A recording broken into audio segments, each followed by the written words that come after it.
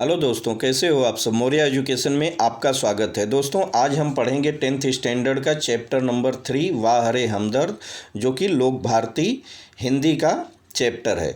इसको लिखने वाले घनश्याम अग्रवाल जी हैं, जो कि इसको हास्य व्यंग्यात्मक तरीके से उन्होंने पेश किया है और एक एग्ज़ाम के भी बेस से बहुत इम्पॉर्टेंट है, क्योंकि इसमें से क्वेश्चन पक्का पूछे जाते हैं। तो इस कहानी को आप ध्यान से समझने की कोशिश कीजिएगा। तो बच्चों, चलिए हम स्टार्ट करते हैं घनश्याम अग्रवाल जी की कहानी, जो वाह रे हमदर्द दिया है। कहानी को स्टार्ट करने से पहले हम घनश्याम अग्रवाल जी के जीवन परिचय के बारे में समझ लेते हैं। ठीक है। इनका जन्म हुआ है अकोला, महाराष्ट्र में 1942, मतलब आज़ादी के पहले इनका जन्म हुआ है। और इनको अग्रवाल जी का कैसा है कि अध्ययन काल से ही लेखन में रुचि पहले से थी। अपने आसपास की प्रत्येक स्थिति या घटना में हास्य ढूंढकर उसे धारदार व्यंग में ढालना आपके लेखन की विशेषता है। मतलब कोई भी कैसी भी कहानी रहे, उसमें व्यंग्यात्मक तरीके से ऐसे पेश करते थे कि उसको पढ़ने या समझने में या उस कहानी को जीवंत उसका रूपांतरण देखने में बहुत अच्छा लगता था। ये इनके लेखन की बहुत बड़ी विशेषता थी। आप अखिल भारतीय मंचों पर हास्य व्यंग कवि के रूप में लोकप्रिय हैं, और इनका जो हास्य व्यंग कवि सम्मेलन वगैरह होता है या लेखन सम्मेलन जो होता है लेखक लोगों का, उसमें काफ़ी लोकप्रिय कवि के रूप में फेमस हैं। अग्रवाल जी की कृतियां हैं हंसी घर के आईने, हास्य व्यंग्यात्मक है। आज़ादी के दुम, आई एम सॉरी, कविता संग्रह, अपने अपने सपने, लघु कथा संग्रह आदि इनकी रचनाएं हैं, जो कि फेमस रचनाएं कही जाती हैं, बहुत प्रसिद्ध हुई हैं। अब हम पढ़ते हैं वाह रे हमदर्द। दिया हुआ है इसमें कि उस दिन जब मैं पूंजीवादी और समाजवादी अर्थव्यवस्था पर भाषण सुनकर आ रहा था, तो सामने से एक कार आ रही थी। मतलब एक जगह कहीं कवि सम्मेलन था, तो वहाँ पर अग्रवाल जी गए थे, और वहाँ पर बात किस पे हो रही थी, पूंजीवादी और समाजवादी अर्थव्यवस्था पर, जो कि वहाँ चर्चा का विषय था। तो वो सुनकर आ रहे थे, और जब रास्ते पर आ रहे थे तो सामने से एक कार आ रही थी। भाषण के प्रभाव से मेरी साइकिल को अधिक जोश आया। मतलब कहने का कि भाषण जो सुने तो एकदम जोश में भरे हुए थे, तो इसके कारण से उनके साइकिल को भी जोश आया या कार को अधिक गुस्सा आया, यह मैं निश्चित रूप से नहीं कह सकता। किंतु मेरी साइकिल और वह कार जब करीब आए तो विरोधियों की तरह एक दूसरे को घृणा, जैसे मतलब कोई एक दूसरे को न देखना चाहता हो या एक दूसरे से कोई बैर की भावना की नज़रों से उसको देखा, और आपस में जाके टकरा गए। अब जब टकरा गए तो आगे क्या हुआ कि मैंने खामखा पूंजीवाद और समाजवाद के झगड़े में टांग अड़ाई। मतलब एक को नाम दिया गया पूंजीवाद, साइकिल को या आप कार को दे दीजिए, और एक को नाम दिया गया समाजवाद का नाम दिए हैं। ठीक है। और इन दोनों के लड़ाई में क्या हुआ कि झगड़े में टांग अड़ाई, और फलस्वरूप मेरी एक टांग टूट गई। और उसमें क्या हुआ कि लेखक बोल रहे हैं कि हमारी एक टांग टूट गई इसमें, जो झगड़े में मैंने टांग लड़ाया। दुर्घटना के बाद आज भी इंसानियत कायम है। दुर्घटना होने के बाद क्या हुआ कि बोल रहे हैं कि दुर्घटना होने के बाद आज भी इंसानियत कायम है। यह सिद्ध करने के लिए कुछ लोग मेरी तरफ दौड़े। आँख खुली तो मैंने अपने आप को एक बिस्तर पर पाया। यहाँ तक तो लेखक जी बताते हैं कि हमको याद रहता है, लेकिन जब हमारी आँख खुलती है तो मैं एक बिस्तर पर अपने को पाता हूँ, और इर्द गिर्द कुछ चिरपरिचित अनजाने चेहरे खड़े थे। आँख खुलते ही उनके चेहरों पर उत्सुकता की लहर दौड़ गई। जैसे ही मैंने आँख खोला तो उनके चेहरे पर एक खुशी की लहर दौड़ गई। मैंने कराहते हुए पूछा, मैंने दर्द भरी आवाज़ में पूछा कि मैं कहाँ हूँ। आप सार्वजनिक अस्पताल के प्राइवेट वार्ड में हैं। आपका एक्सीडेंट हो गया था, सिर्फ पैर का फ्रैक्चर हुआ है, अब घबराने की कोई बात नहीं। एक चेहरा, मतलब उसमें जो लोग खड़े थे वहाँ पर, एक चेहरा उसमें इतनी तेज़ी से आवाज़ देता है, लगता मेरे होश आने तक के लिए वह रुका रहा। मतलब वो ऐसे, जैसे ही हमारी आँख खुली, वो फटाफट ऐसे शब्दों में बोला कि जैसे लग रहा था कि वो हमारी आँख खुलने का ही इंतज़ार कर रहा हो। अब मैं अपनी टांग की ओर देखता हूँ। लेखक जी बोलते हैं कि तब मैं फिर अपनी टांग की तरफ देखता हूँ। मेरी एक टांग अपनी जगह पर सही सलामत थी। टांग तो आदमी के पास दो होती है, ठीक है। तो उसके बारे में ही बता रहे हैं कि हमारी एक टांग तो सही सलामत थी, पर दूसरी टांग रेत की थैली के सहारे एक स्टैंड पर लटक रही थी। जब किसी को चोट लगती है, तो जब फ्रैक्चर हो जाता है, तो डॉक्टर उसको एक वेट बांध देते हैं उसमें, और जो भी उसका ट्रीटमेंट रहता है एज ए ट्रीटमेंट के तौर पे उसका इलाज किया जाता है। तो मेरे दिमाग में एक नए मुहावरे का जन्म हुआ, और लेखक जी बोल रहे हैं कि जब ऐसा हमने अपनी स्थिति देखा, तो मेरे दिमाग में क्या हुआ, एक मुहावरे का जन्म हुआ। और वो मुहावरा क्या था, टांग का टूटना यानी सार्वजनिक अस्पताल में कुछ दिन रहना।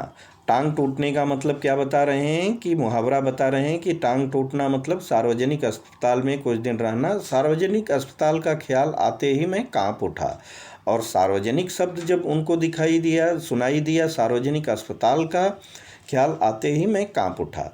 अस्पताल वैसे ही एक खतरनाक शब्द होता है। बता रहे हैं कि अस्पताल शब्द ही क्या है, अपने आप में एक भयावह शब्द होता है, बहुत खतरनाक होता है। फिर यदि उसके साथ सार्वजनिक शब्द चिपका हो, और अस्पताल तो हो ही हो, और उसके साथ में क्या हो कि जो शब्द लगा हो सार्वजनिक, मतलब सार्वजनिक अस्पताल शब्द सुन के तो और भी आदमी कांप उठता है। और अगर ऐसे अस्पताल हों तो समझो क्या होता है कि आत्मा से परमात्मा का मिलने का समय आ गया है। मतलब कोई सार्वजनिक अस्पताल में गया तो उसको बचने की कोई संभावना नहीं रहती है, या उसका अच्छे से इलाज होने की कोई संभावना नहीं रहती है, ऐसा लेखक जी का कहना है। अब मुझे यूँ लगा कि मेरी टांग टूटना मात्र एक घटना है, और उन्होंने क्या आगे बोला कि ये जो मेरी टांग टूटी है यह तो एक घटना थी कि मेरी टांग टूट गई, और आगे क्या हो रहा है कि सार्वजनिक अस्पताल में भर्ती होना दुर्घटना। टांग टूटना तो घटना ही थी, लेकिन सार्वजनिक अस्पताल में अगर भर्ती हो गए तो सबसे बड़ी दुर्घटना हो गई। मतलब टांग टूटना तो कहीं पर उसका इलाज हो सकता है, लेकिन अगर सार्वजनिक अस्पताल में चले गए तो ये बहुत बड़ी दुर्घटना के बराबर हो गई। टांग से ज़्यादा फ़िक्र मुझे उन लोगों की हुई जो हमदर्दी जताने मुझसे मिलने आए थे, और बोल रहे हैं कि टांग तो अपनी जगह चलो ठीक है कि टूट गई, लेकिन उनको ज़्यादा फ़िक्र उनकी हुई कि जो उनसे मिलने के लिए आए थे। ये मिलने जुलने वाले कई बार इतने अधिक आते हैं। कभी कभी आप देखिए दोस्तों, जब किसी को चोट लग जाती है या कोई बीमार हो जाता है, आप अपने पड़ोस का एग्जाम्पल ले लीजिए या अपने रिलेटिव का एग्जाम्पल ले लीजिए, तो क्या होता है, कुछ लोग ऐसे भी उसमें चले जाते हैं कि जो उनसे अगर आमने सामने मिलेंगे तो कभी बात नहीं करते हैं, कभी पहचानते नहीं हैं, लेकिन अगर उनको कोई भी थोड़ी भी चोट लग गई या कोई भी घटना या बीमार पड़ गए तो क्या होता है कि वो सिंपैथी जताने के लिए, उनसे मिलने के लिए पूरी एरिया के लिए लोग वहाँ पर पहुँच जाते हैं। तो वैसे ही बात लेखक यहाँ पर बता रहे हैं, और कभी कभी इतना परेशान करते हैं, और ऐसे लोग होते हैं जो क्या करते हैं, सिर्फ़ और सिर्फ परेशान करते हैं। मरीज का आराम हराम हो जाता है। मरीज को चोट लगी या कोई दिक्कत है तो क्या चाहिए उसको, डॉक्टर जी लोग बोलते हैं कि आराम कीजिए, और लेकिन जब मिलने जुलने वालों की संख्या इतनी ज़्यादा हो जाती है तो आराम हराम हो जाता है, जिसकी मरीज को ख़ास ज़रूरत होती है, और उस टाइम पे मरीज को आराम की ख़ास ज़रूरत होती है, और वही नहीं मिल पाता है, क्योंकि एक जाता है दूसरा आता है, आएंगे तो 2 लोग 4 लोग आएंगे, और एक ही बात को बार बार इतना घुमा फिरा के पूछते हैं कि पेशेंट एकदम इरिटेट हो जाता है। जनरल वार्ड का तो एक नियम होता है। जनरल वार्ड का नियम क्या होता है कि जनरल वार्ड में जैसे कुछ टाइम दिया जाता है। आप अगर मान लीजिए कहीं पर किसी से मिलने जाते हैं और वो सार्वजनिक हॉस्पिटल है, तो वहाँ पे क्या होता है, एक टाइम दिए रहते हैं कि आप दिन भर नहीं जा सकते हैं वहाँ। एक स्पेसिफिक टाइम दिया रहता है, 1 घंटे 2 घंटे का, उसी दौरान आप कोई भी जाके उनसे मिल सकता है। ये जनरल वार्ड का नियम होता है। लेकिन आगे कह रहे हैं कि तो उसमें क्या होता है कि आप उनको 1 घंटे या 2 घंटे का जो टाइम रहता है उसी दौरान उनको तकलीफ़ दे सकते हैं। लेकिन अगर वार्ड क्या हो, प्राइवेट वार्ड हो, तो यह तो एक खुला निमंत्रण है कि मेरे परिचितों, रिश्तेदारों, मित्रों, आओ जब भी जी चाहे आओ, चाहे जितनी देर रुको। मतलब प्राइवेट है तो क्या है कि वहाँ 24 आवर्स कभी भी हम आ सकते हैं, जा सकते हैं। मतलब एक खुला निमंत्रण है कि उनको जब भी टाइम मिलेगा या जैसा भी चाहें ग्रुप में या आके वहाँ पर जितना देर बैठना है, टाइम पास करना है, ये सारी चीज़ें कर सकते हैं। समय का कोई बंधन नहीं है। अपने सारे बदले लेने का यही वक्त है। और जो लोग कभी मिलते नहीं थे, बात नहीं करते थे, वो लोगों के लिए कैसा हो जाता है कि यही एक बदले लेने का सही वक्त दिखता है, क्योंकि अब वहाँ से आप जा नहीं सकते, क्योंकि आप तो पेशेंट हो, आप तो वहाँ पर एडमिट रहते हो। उनकी बात जब चाहिए जितना देर तक आपको कह सकते हैं, सुना सकते हैं। और एक क्या होता है, बदले का बदला और हमदर्दी का हमदर्दी। एक क्या हो जाता है कि जो आप मिलते जुलते नहीं थे तो हो गया बदले का बदला, और दूसरा क्या होता है कि हमदर्दी जताते हैं। हमदर्दी जताने मतलब आपको आश्वासन देते हैं, कोई बात नहीं, टांग टूट गई, ठीक हो जाएगा, समझ लीजिए अभी तो आपकी टांग ही टूटी है, और भी घटना हो सकती है, भगवान का शुक्र है कि आपको बस केवल इतना ही हुआ, कोई बात नहीं है, आप सही हो जाओगे। ऐसे शब्दों का वो लोग प्रयोग करते हैं। मिलने वालों का ख्याल आते ही मुझे लगा मेरी दूसरी टांग भी टूट गई। अब लेखक जी बोल रहे हैं कि मिलने आने यहाँ तक तो ठीक था, लेकिन मिलने वालों का ख्याल आते ही उनको ऐसा एहसास हुआ कि मेरी अब दूसरी भी टांग टूट गई है। मुझसे मिलने के लिए सबसे पहले वे लोग आए जिनकी टांग या कुछ और टूटने पर मैं कभी उनसे मिलने गया था। तो बता रहे हैं इसको कि सबसे पहले मिलने वालों में उनकी संख्या थी कि जो कभी मैं उनसे भी मिलने के लिए गया था जब उनको कोई भी प्रॉब्लम या दिक्कत आई थी। और दूसरा आगे बोल रहे हैं कि मानो वे इसी समय का इंतज़ार कर रहे थे, और मिलने आने का उनका कारण और विचार कैसा दिख रहा था कि मानो वे इसी बात का इंतज़ार कर रहे थे कि कब मेरी टांग टूटे और कब मैं अपना एहसान चुकाऊं, क्योंकि मैं उनको देखने गया था। ठीक है, मैं उनको देखने गया था और अभी तक मुझको चोट नहीं लगी थी, तो वो देखने नहीं आए थे। कहने का मतलब कि वो इसी समय का इंतज़ार कर रहे थे कि कब इनकी भी टांग टूटे, तो जो हमारे ऊपर एहसान किए हैं, मतलब हमको देखने गए थे, वो भी जाके मैं इनको देख लूँ, मतलब एहसान मैं चुका दूँ, ऐसा लेखक कह रहे हैं यहाँ पर। इनकी हमदर्दी में यह बात खास छिपी रहती है कि देख बेटा, वक्त सब पर आता है। मतलब कि वो देखने आते हैं, हमदर्दी जताते हैं, और इशारों ही इशारों या उनके जो बात कहने का उनका लहजा रहता है, उससे ऐसा महसूस होता है कि बेटा देखो, समय सब पर आता है, उस दिन हमारे पर था तो आज तुम्हारे ऊपर है। दर्द के मारे एक मरीज को वैसे ही नींद नहीं आती। बोल रहे हैं कि जब दर्द होता है, किसी को चोट लगी रहती है, तो नींद तो वैसे भी नहीं आती है। यदि थोड़ी बहुत आ भी जाए तो मिलने वाले जगा देते हैं। एक तो वैसे ही नींद नहीं आती है, दूसरे बोल रहे हैं कि अगर नींद आ भी जाए तो जो मिलने आने वाले रहते हैं हमेशा आते जाते रहते हैं, जरा भी नींद लगेगी तो आकर जगा देते हैं। खासकर वे लोग जो सिर्फ औपचारिकता निभाते हैं। और उसमें बता रहे हैं कि ऐसे लोग में कौन होते हैं जो औपचारिकता निभाने के लिए आते हैं, सिर्फ दिखावे के तौर पे आते हैं, हमदर्दी जताने के लिए आते। क्यों? कोई खास रहेगा या आपका दोस्त रहेगा तो क्या करेगा, नहीं अभी नींद लगी है तो उनको सोने दीजिए, हम बाद में मिल लेंगे। लेकिन औपचारिकता वाले ऐसे नहीं करते हैं, वो तो जाके पहले जगाएंगे ही, पूछेंगे भाई आपका अभी तबीयत कैसा है या आपका दर्द कैसा है। इन्हें मरीज से हमदर्दी नहीं होती है। बता रहे हैं कि उनको मरीज से हमदर्दी नहीं होती, ये तो सिर्फ सूरत दिखाने आते हैं। ऐसे में एक दिन मैंने तय किया कि आज कोई भी आए मैं आँख नहीं खोलूँगा। और ऐसे में लेखक बता रहे हैं कि इन लोगों से तंग आने के बाद मैंने एक दिन ऐसा निश्चय किया कि आज कुछ भी हो जाए, कोई भी मुझको देखने के लिए आए, लेकिन मैं आज आँख खोलूँगा ही नहीं। यानी मैं क्या करूँगा, एक सोने का बहाना करके पड़ा रहूँगा, चुपचाप पड़ा रहूँगा। और उस दिन होता क्या है कि ऑफिस के बड़े बाबू आए। जिस ऑफिस में लेखक बोल रहे हैं कि हमारे ऑफिस के बड़े बाबू आए, और मुझे सोया जानकर वापस जाने के बजाय वे सोचने लगे। वो बोल रहे हैं कि बड़े बाबू आए, यहाँ तक तो ठीक है, और मुझे सोया जानकर उनको वापस चले जाना चाहिए था, लेकिन वापस न जाने के बजाय सोचने लगे कि यदि मैं उन्हें नहीं देखा, अगर मैं लेखक को नहीं देखा तो मुझको कैसे पता चलेगा कि वो मुझसे मिलने आए थे।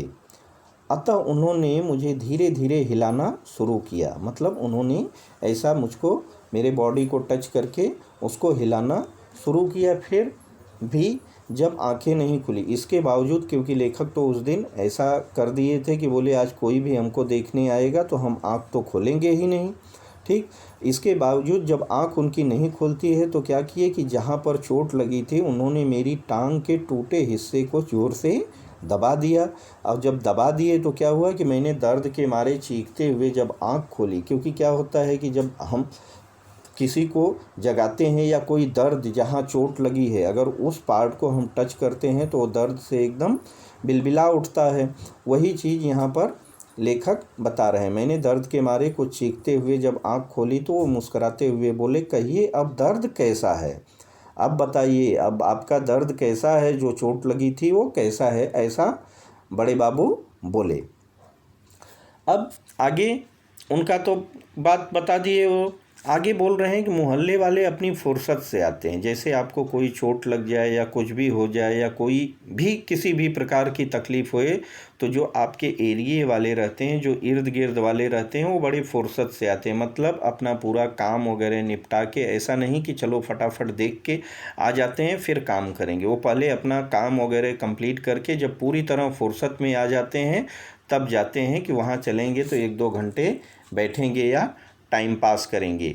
या कुछ लोग तो ऐसे होते हैं कि प्राइवेट वार्ड में आप एडमिट हो तो 24 आवर्स किसी कोई भी आपसे मिल सकता है, तो वहाँ दोस्तों के साथ जाके उनसे कुछ न कुछ बातें पूछते हैं। नहीं कुछ तो बोलेंगे चलो आज मैच आ रहा है, वहाँ पे ही बैठ के मैच देखते हैं। इतनी फुर्सत के पल वहाँ पर वो बिताना चाहते हैं, ऐसा प्राइवेट वार्ड में होता है। अब मोहल्ले वाले अपनी फुर्सत से आते हैं। उस दिन जब सोनाबाई अपने 4 बच्चों के साथ आई और बोल रहे हैं कि जब उनके मोहल्ले की रहने वाली सोनाबाई अपने 4 बच्चों के साथ आई तो मुझे लगा आज फिर कोई दुर्घटना हुई। लेखक ऐसा सोच ही रहे थे सोनाबाई और उनके चारों बच्चों को देखकर। तब तक आगे क्या होता है कि आते ही उन्होंने मेरी ओर इशारा करते हुए बच्चों से कहा। जैसे ही उन्होंने क्या किया कि उस रूम में इंटर किया, इंटर करने के बाद बच्चों से बोली, ये देखो चाचा जी। क्या बोल रहे हैं कि ये देखो चाचा जी हैं, मतलब कि उनका अंदाज ऐसा कहने का था कि जैसे हम कभी घूमने जाते हैं अपने बच्चों को लिवा कर या फ्रेंड के साथ जाते हैं तो हम बोलते हैं देख देख भाई ये बंदर है, ये बंदर, ये देखो इधर बंदर जा रहा है, इधर लोमड़ी जा रही है। मतलब हम चिड़ियाघर में जैसे देखने जाते हैं वैसे ही सोना बाई का अंदाज था अपने बच्चों को ये बताते हुए कि देखो ये चाचा जी, मतलब जैसे देखो ये बंदर हम चिड़ियाघर में बोलते हैं। आगे दिया है कि बच्चे खेलने लगे। उन्होंने ऐसा कहा, फिर बच्चे वहाँ पर जैसे ही कमरे में पहुँचते हैं बच्चे इधर उधर खेलने लगे। एक कुर्सी पर चढ़ा तो दूसरा मेज पर चढ़ गया। एक बच्चा कुर्सी पर, दूसरा मेज पर चढ़ा। और सोनाबाई की छोटी लड़की दवा की शीशी लेकर कथकली डांस करने लगी। और जो सोनाबाई की लड़की थी छोटी वाली, वो जो कांच की शीशी थी वो सर पर रख कर कथकली डांस करने लगी। रप रप की आवाज़ ने मेरा ध्यान बटाया। और क्या हुआ कि थोड़ी एक आवाज़ हमको हमारे कान में गई, रप रप की आवाज़ से मेरा ध्यान बटाया। क्या देखता हूँ कि सोनाबाई का एक लड़का मेरी टांग के साथ लटक रही रेती की थैली पर बॉक्सिंग की प्रैक्टिस कर रहा है। जो सोनाबाई का छोटा वाला लड़का था वो क्या कर रहा है कि जो थैली जिसमें एक पैर टूटने के बाद, फ्रैक्चर होने के बाद लगाया गया रहता है, उस पर क्या कर रहा है, वो बॉक्सिंग कर रहा है। और आवाज़ कैसी आ रही है, रप रप की आवाज़ करके आ रही है। मैं इसके पहले कि उसे मना करता, सोनाबाई की लड़की ने दवा की शीशी पटक दी। जब मैं लड़के को मना करने को सोच ही रहा था तब तक सोनाबाई की लड़की क्या कर रही कि जो दवा की शीशी थी वो पटक दी और शीशी जब गिरी तो फूट गई। सोनाबाई ने एक पल लड़की को घूरा। जब उसने पटक दिया सोनाबाई ने क्या किया कि एक नज़र अपने लड़की की तरफ देखा और फिर हंसते हुए बोली, क्या बोली कि भैया पेड़े खिलाओ। मतलब शीशी तो फूट गई उधर, और आगे क्या बोल रही है सोनाबाई हंसते हुए कि भैया पेड़े खिलाओ, दवा गिरना शुभ होता है। मतलब ये जो दवा गिर गई शीशी फूट कर, ये शुभ होता है। दवा गई समझो बीमारी गई। मतलब दवा गिर गई, दवा खराब हो गई या शीशी फूट गई, मतलब ये क्या है, एक शुभ संकेत है कि दवा गई समझो बीमारी गई, दवा खत्म बीमारी खत्म, ऐसा उसका कहना और मानना था। इसके 2 घंटे बाद सोनाबाई गई और इन सब बातों के बाद क्या है, सोनाबाई लगभग वहाँ 2 घंटे तक रुकी थी। 2 घंटे के बाद गई और यह कहकर फिर आऊँगी, और जाते समय उसने क्या कहा कि यह कहकर कि मैं फिर आऊँगी। अब मैं भीतर तक काँप गया। जब उसने फिर से आने की बात बोली तो मैं भीतर तक काँप गया कि अभी इतनी बड़ी जो घटना थी या जो तकलीफ़ थी, जो 2 घंटे 3 घंटे हमको परेशान किया, वहाँ तक तो ठीक है, लेकिन फिर कल आएगी तो यही हादसा मेरे साथ फिर होने वाला है। ऐसा सोचकर मैं भीतर तक काँप गया। कुछ लोग तो औपचारिकता निभाने की हद कर देते हैं। आगे बता रहे हैं कि कुछ लोग तो इतनी ज़्यादा औपचारिकता निभाते हैं कि एकदम हद ही पार कर जाते हैं। विशेषकर वे ऐसे लोग होते हैं जो रिश्तेदार जो दूसरे गांव से मिलने आते। जैसे कुछ रिश्तेदार होते हैं, वो क्या होते हैं कि वो तुरंत नहीं पहुंच पाते हैं। उनको जब न्यूज़ मिलता है तो उसके हिसाब से वो वहाँ से अपना टाइम सेट करके आते हैं, मतलब एक दिन या दूसरे दिन या तीसरे दिन। और जब ऐसे लोग मिलने आते हैं तो वो तो एकदम हद को ही पार कर जाते हैं, जो दिखावे की हद होती है वो पार कर जाते हैं। ऐसे में एक दिन एक टैक्सी कमरे के सामने आए, और ऐसे ही क्या हुआ कि एक दिन एक टैक्सी हमारे कमरे के सामने आकर रुकी और उसमें से निकलकर एक आदमी आते ही मेरी छाती पर सिर रखकर औंधा पड़ रोने लगा। और उसमें से क्या किया कि जैसे ही टैक्सी रुकी एक आदमी निकला और निकलकर आके सीधा मेरे छाती पर सर रखकर औंधा पड़ रोने लगा और ज़ोर ज़ोर से रोने लगा और कहने लगा, हाय तुम्हें क्या हो गया, हाय तुम्हें क्या हो गया, कार वालों का सत्यानाश हो। ऐसा वो शब्द कह कह कर रो रहा था। मैंने दिल में कहा कि मुझे जो हुआ सो हुआ, पर तू क्यों रोता है। मैं मन में सोचने लगा कि अब भाई जो मुझे हुआ, मेरा तो एक्सीडेंट हो गया, फ्रैक्चर हो गया, पैर टूट गया, यहाँ तक तो ठीक है, लेकिन तू क्यों रोए जा रहा है, ऐसा तुमको क्या हो गया है। वह थोड़ी देर मेरी छाती में मुंह गड़ाए रोता रहा और आगे क्या हुआ कि फिर रोना जब कुछ कम हुआ उसका, तो उसने मेरी छाती से गर्दन हटाई, छाती से मेरे सीने से गर्दन को हटाई और मुझसे आंख मिलाई। और जब उससे मेरी आंख मिली तो क्या हो गया कि वो एकदम से चुप हो गया, एकदम सन्न रह गया, चुपचाप हो गया। फिर धीरे से हंसते हुए बोला, और फिर क्या है, उसके हंसने की आवाज़ आ गई और हंसते हुए क्या बोल रहा है कि माफ़ करना, मैं गलत कमरे में आ गया। और हंसते हुए बोल रहा है कि मैं गलत कमरे में आ गया, मतलब ये जो नाटक या दिखावा करना था, मैं किसी दूसरे से मिलने आया था, और ये तो अनजान चेहरा देखकर एकदम वो हक्का बक्का हो गया और उनको बोला कि माफ़ करना, मैं गलत कमरे में आ गया। आजकल कहने का मतलब वो फिर बोल रहा है कि ऐसे लोग हैं कि वो एड्रेस भी ठीक से नहीं बताते हैं। गुप्ता जी का कमरा शायद बगल में है, मतलब हमको जहाँ पर आना था वो कमरा बगल में है। हम किससे मिलने आए थे, गुप्ता जी से मिलने आए थे, आपसे मिलने नहीं आए थे, लेकिन एड्रेस गलत होने की वजह से मैं गलत कमरे में आ गया। हे करके हंसता है और आगे अच्छा भाई माफ़ करना बोलकर वह चला गया। अब वही रोने की आवाज़ मुझे पड़ोस के कमरे से सुनाई पड़ी और आगे बोल रहे हैं कि जो जैसे यहाँ पर उसने नाटक किया था या जो रोने की आवाज़ आ रही थी, सेम आवाज़ हमको पड़ोस के कमरे से सुनाई पड़ी। मुझे उस आदमी से अधिक गुस्सा, वो आदमी की तो यहाँ तक ठीक है, लेकिन लेखक जी बोल रहे हैं कि मुझे उस आदमी से अधिक गुस्सा अपनी पत्नी पर आया।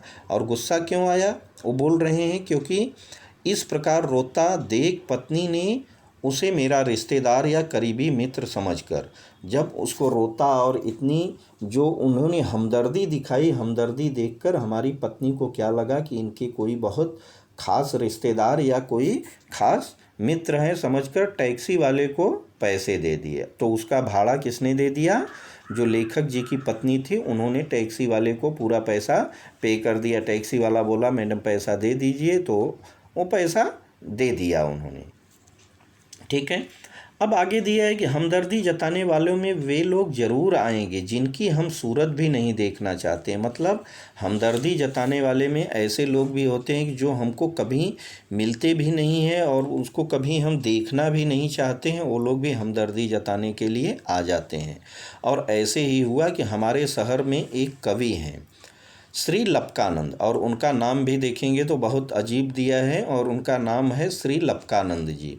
और उनकी बेतुकी कविताओं से सारा शहर परेशान है। लपकानंद की जो कविताएं हैं उनसे पूरा शहर या जो भी मोहल्ला, जो जानने वाले, जो पढ़ने वाले हैं, ऐसी ऐसी उनकी बेतुकी कविता है कि पूरा शहर उनसे परेशान रहता है। और मैं क्या करता था कि मैं अक्सर उन्हें दूर से देखते ही भाग खड़ा होता हूँ, और जब मेरी नज़र उनको या मैं उनको किधर से आते जाते देखता हूँ तो मैं ही अपना रास्ता बदल देता हूँ। मतलब मैं वहाँ से दूर हो जाता हूँ कि मैं इनसे न मिलूँ, अगर मिलूँगा तो हमको भी अपने लपेटे में ले लेंगे।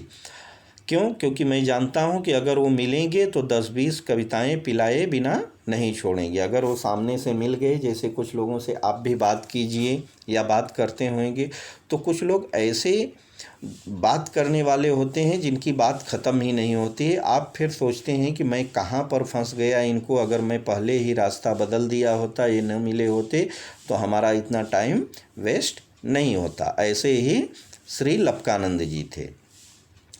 एक दिन बगल में झोला दबाए आ पहुँचे। और एक दिन क्या हुआ कि लपकानंद जी ऐसे ही बगल में झोला दबाए हुए आ पहुँचे। आते ही कहने लगे, और जैसे ही वो पहुँचे और आते ही क्या बोले कि मैं तो पिछले 4-5 दिन से कवि सम्मेलनों में अति व्यस्त था। मतलब वो बोल रहे हैं कि मैं आ गया होता, जैसे ही सुना मैं तुरंत आ गया होता आपको देखने और मिलने के लिए, लेकिन क्या है कि एक कवि सम्मेलन में मैं बहुत ज़्यादा व्यस्त था, इसके लिए 4-5 दिन हमको टाइम नहीं मिल पाई। सच कहता हूँ कसम से, मैं आपके बारे में ही सोचता रहा। और आगे बोल रहे हैं कि मैं जितने दिन बिजी भी था या जो भी था, लेकिन मैं कसम खाकर बोलता हूँ कि मैं सिर्फ़ और सिर्फ आपके बारे में ही सोचता रहा। रात भर मुझे नींद नहीं आई और मैं रात रात भर जागते रहा, मुझको नींद ही नहीं आती थी। सिर्फ़ और सिर्फ क्या करता था, मैं आपके बारे में सोचता था।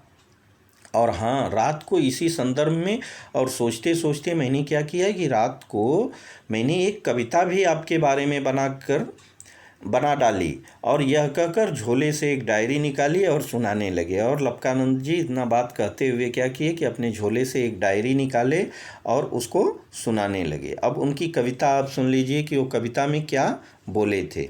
उन्होंने देखिए अपनी कविता में बोला है कि असम की राजधानी है शिलांग, मेरे दोस्त की टूट गई है टांग, मोटर वाले तेरी ही साइड थी रॉन्ग। मतलब उन्होंने जो कविता बनाई, कविता थी कि असम की राजधानी है शिलांग, जो कि सही बात है, और मेरे दोस्त की टूट गई है टांग, मोटर वाले तेरी ही साइड थी रॉन्ग। मतलब उसमें लेखक का कोई दोष नहीं है, जो मोटर वाला या गाड़ी वाला था उसकी ही साइड रॉन्ग थी।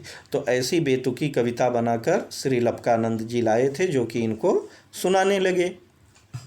अब कविता सुनाकर वे मुझे ऐसे, कविता तो सुना दिए और कविता सुनाने के बाद मुझको ऐसे देख रहे थे कि मानो उनकी एक आंख पूछ रही हो, कहो कविता कैसी रही। मतलब वो उनके जो एक्सप्रेशन था उनका, ऐसा लग रहा था कि हमको देख रहे हैं और इशारों ही इशारों में पूछ रहे हैं कि अभी जो मैंने कविता आपको सुनाई है वो कविता कैसी रही।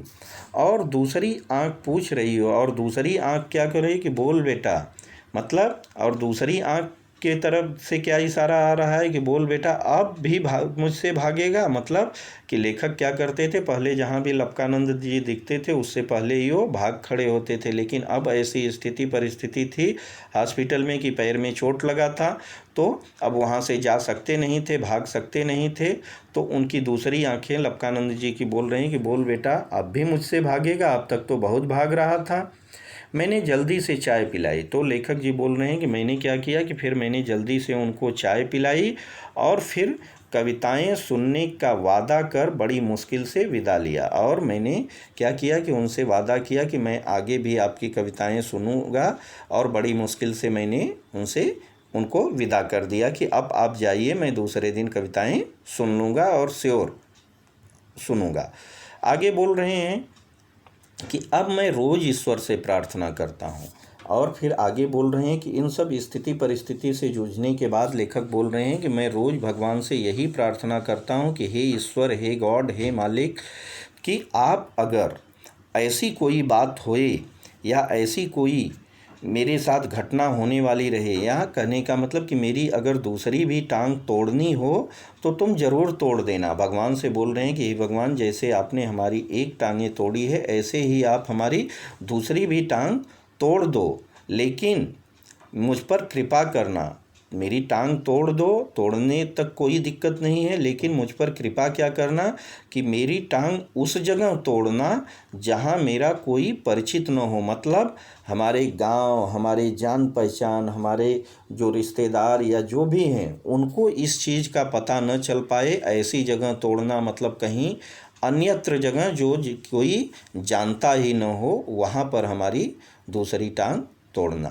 मेरा कोई भी परिचित न हो, वहाँ पर मेरा कोई भी जान पहचान वाला न हो, क्योंकि बड़े बेदर्द होते हैं ये हमदर्दी जताने वाले। और आगे बोल रहे हैं कि ये जो हमदर्दी जताने वाले होते हैं इतने बेदर्द होते हैं कि ये किसी की भी दर्द को नहीं समझ सकते। वो हमदर्दी उनका दिखावा होता है, बाकी तो सब दर्द ही दर्द देते हैं वो। तो इस तरह के हंसी घर के आईने से ये कहानी का एक पार्ट था जो कि लेखक ने बड़े ही व्यंग्यात्मक और बड़े ही हास्य अंदाज में पेश किया था। तो बच्चों, आई होप कि आपने इसको अच्छे से समझ लिया होगा और इसको आप बार बार रिवीजन करके समझ सकते हैं, क्योंकि ये एग्ज़ाम के बेस से बहुत इम्पॉर्टेंट है और इसमें से क्वेश्चन ज़रूर आते हैं। और हाँ बच्चों, मैं एक आपसे फिर से आग्रह करूँगा कि अगर आपको हमारा ये वीडियो पसंद आया हो और समझाने का तरीका पसंद आया हो तो प्लीज़ हमारे चैनल को शेयर कर दीजिए, हमारे चैनल को सब्सक्राइब कर दीजिएगा और इस वीडियो को ज़्यादा से ज़्यादा अपने दोस्तों में शेयर कीजिएगा और इस वीडियो को लाइक कर दीजिएगा। तो मिलते हैं नेक्स्ट वीडियो में, नेक्स्ट लेक्चर में। तब तक के लिए गुड बाय।